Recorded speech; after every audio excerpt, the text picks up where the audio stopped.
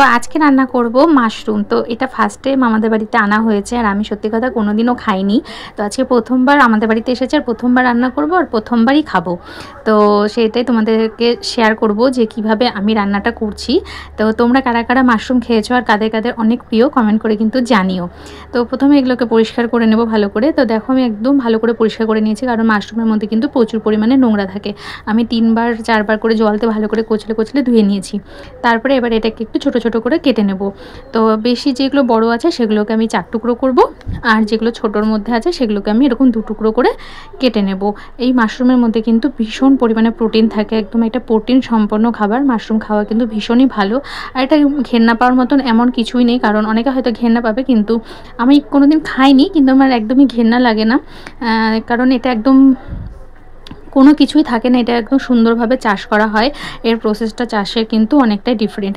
তো দেখো আমার সম্পূর্ণ মাশরুমটা কাটা হয়ে গেছে, সাথে পেঁয়াজ টমেটো এগুলোকেও আমি কেটে নিয়েছি। তো এবার কড়াইয়ের মধ্যে দিয়ে দিলাম সর্ষের তেল, একটু বেশি করে দিয়েছি। আর ফোড়নে দিয়ে দিলাম শুকনো লঙ্কা, জিরে, তেজপাতা, গরম মশলা।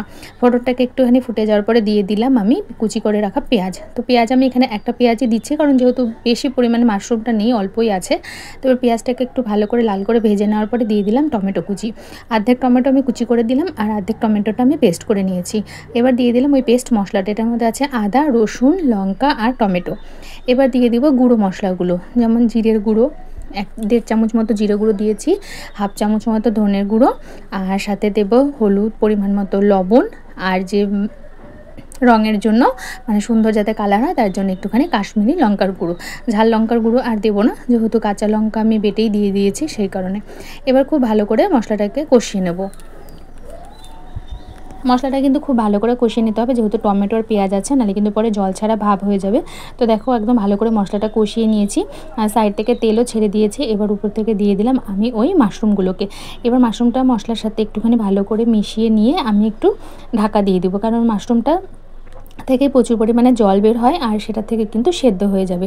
তো দেখো কতটা পরিমাণে জল বেরিয়ে গেছে। এবার এই জলটাকে ভালো করে শুকিয়ে নেব আর মশলার সাথে ভালো করে মাশরুমটাকে কষিয়ে নেব। তো এখন হলো মানে রান্নাটা করেছিলাম তখন ভালো একটা গন্ধ বেরোচ্ছিলো, মনে হয়েছিলো যে কেমন না কেমন খেতে হবে, কিন্তু না, সত্যি বলছি ভালোই লেগেছিলো, খুব একটা খারাপ লাগেনি। প্রথমবার যে কোনো জিনিসই খাওয়ার মানে খেলে পরে একটা কেমনই যেন লাগে, কিন্তু যখন 2-3বার খাওয়ার পরে কিন্তু বেশ ভালোই লাগে। তো এবার দিয়ে দিলাম আমি পরিমাণ মতন জল, আর উপর থেকে দিয়ে দিলাম গরম মশলার গুঁড়ো। এইভাবে রান্না করলাম। তোমরা যদি আরও অন্য প্রসেসে রান্না জানো আমাকে কিন্তু কমেন্ট করে জানিও, সেইভাবেও ট্রাই করে দেখবো।